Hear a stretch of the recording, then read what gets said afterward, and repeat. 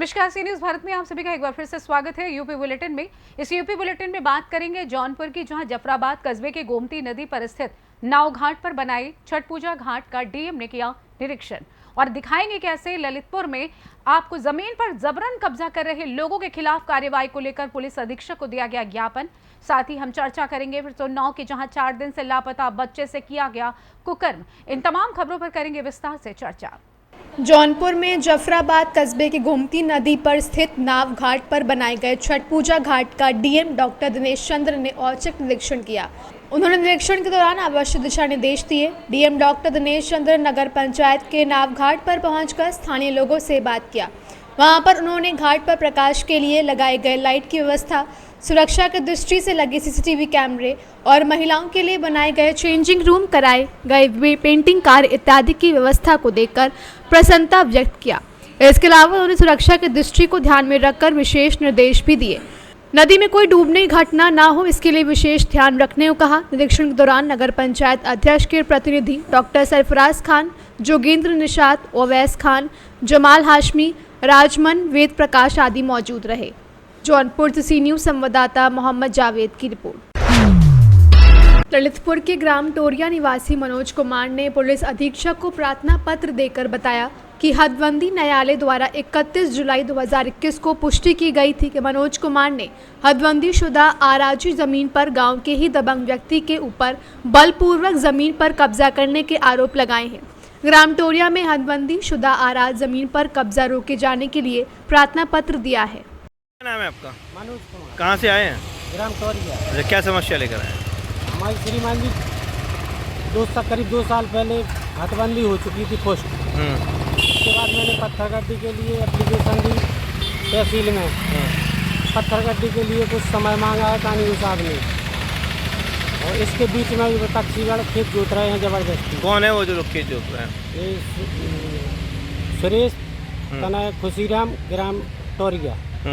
इस समय थाने में आपने शिकायत दर्ज कराई थी? हाँ, चौकी में शिकायत क्या बोले? क्या बोले?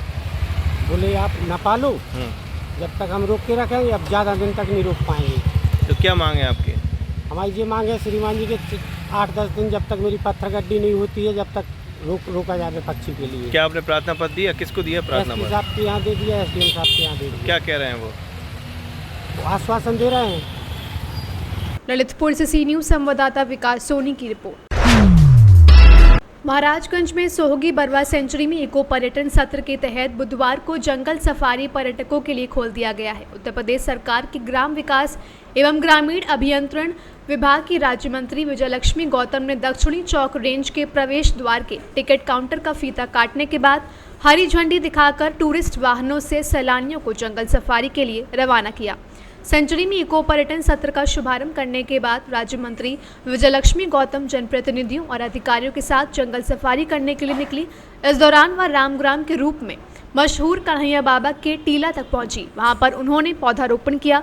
कार्यक्रम को संबोधित करते हुए उन्होंने कहा कि यह महाराजगंज का सौभाग्य है कि यहाँ की सेंचुरी में पूर्वांचल को पहले जंगल सफारी की शुरुआत की गई है।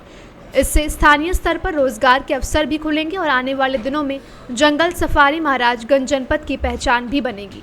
महाराजगंज से सी न्यूज संवाददाता अंगद शर्मा की रिपोर्ट। उन्नाव में 4 दिन पहले घर से कबाड़ बिनने निकले 9 साल के बच्चे का मगरवाड़ा चौकी से 100 मीटर की दूरी पर देर रात झाड़ियों में रक्त रंजित शव मिलने से हड़कंप मच गया है। 4 दिन तक पुलिस पूरे मामले में टरकाती रही। बताया जा रहा है कि कबाड़ी ने मासूम को बंधक बनाया और कुकर्म किया, फिर सिर पर ईंट से वार कर मौत के घाट उतार दिया। पुलिस ने अपहरण की धारा में एफआईआर दर्ज कर शव को बरामद करते हुए मुख्य आरोपी व उसके सहयोगी को हिरासत में लेकर पूछताछ कर रही है। वहीं परिवार में कोहराम मच गया है। पुलिस पर लापरवाही के गंभीर आरोप लगा, हंगामा भी किया गया है। पुलिस ने शव को कब्जे में लेकर पोस्टमार्टम के लिए भेज दिया है। वहीं एडिशनल एसपी व सीओ ने पूरे मामले में परिवार को सख्त कार्रवाई का आश्वासन देते हुए शांत कराया है। बच्चे क्या हुआ था उसे? वो वाले अंकल ऐसे हाथ पकड़े थे, उधर करते उनका नाम नहीं पता है, और उन्होंने पकड़ा था और तुमने देखा था उनको हाथ पकड़ते हुए? हाँ, देखा था। कितने लोग गए थे वहाँ पे तुम लोग? 3 लोग थे और बाकी लोग वापस आ गए थे? हाँ, हमने ये और हम आ गए। वापस आ गए। रानी। रानी क्या मामला है, क्या घटना हुई? घटना ये हुआ था सर, मेरे तीनों लड़का बच्चा गए थे, थोड़ी कबाड़ थे, कूड़ा उड़ा साफ करे थे, पुताई उताई करे थे, तो मेरे बउआ लेके गए थे, बोरी पीली पीली कबाड़ थे, तो तीनों जने साथे गए थे, कह रहे थे कि मम्मी अभी बेच के आ रहे हैं। 4 बजे गए थे मेरे बउआ कबाड़ बेचने के लिए, ये दोनों जने आ गए थे, बउआ मेरे नहीं आए, तो हम कहे कि बिट्टी बउआ कहाँ है, तो कहते अंकल हसुआ हाथ पकड़े हैं मम्मी, तो हम सोचे ऐसे हसुआ हम पकड़े हैं, अभी छोड़ देंगे, अभी आ जाएंगे, हम खाना मुना बनावन लगे। और बता रहा है कि फिर हम गए ढूंढने के लिए, तो बता रहा है कि वो आए हैं नहीं, यहाँ झूठ बता दिए हमसे। फिर आप लोगों ने पकड़े को नाम का? फिर क्या हुआ?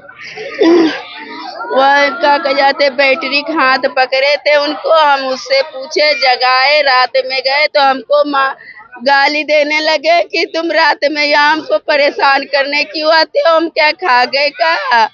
फिर अपने थाने में शिकायत की? हाँ, थाने यहाँ चौकी पे पहले शिकायत करे थे, फिर वन कोतवाली में शिकायत करे थे, फिर जाने कहाँ शिकायत करके आए, पेपर में निकाले, टीवी में निकाले, हर जगह फोटो पोस्टर चिपकाए। उन्नाव कानपुर डेड बॉडी उसका कबाड़ी के दुकान में मिला, डेड बॉडी भी ने हमको दिखाई, वहाँ लेके चले गए, चील करे लेके चले गए डेड बॉडी। आप लोगों को बुलाया नहीं? नहीं बुलाए, नहीं दिखाए हमको, सीधा वहाँ दिखाए जाके। कितनी दूर है आपका? अरे यहाँ पे 100-200 मीटर है सर। अभी आप किस तरह कार्रवाई चाह रहे हैं? हमको इंसाफ चाहिए और कुछ नहीं चाहिए, हमको इंसाफ चाहिए, केवल इंसाफ चाहिए। उन्नाव से सी न्यूज संवाददाता अजय कुमार की रिपोर्ट। फिलहाल इस खास बुलेटिन में बस इतना ही। देश दुनिया की तमाम खबरों को जानने के लिए आप जुड़े रहिए सी न्यूज भारत के साथ। हर खबर आपके साथ, आपके हाथ।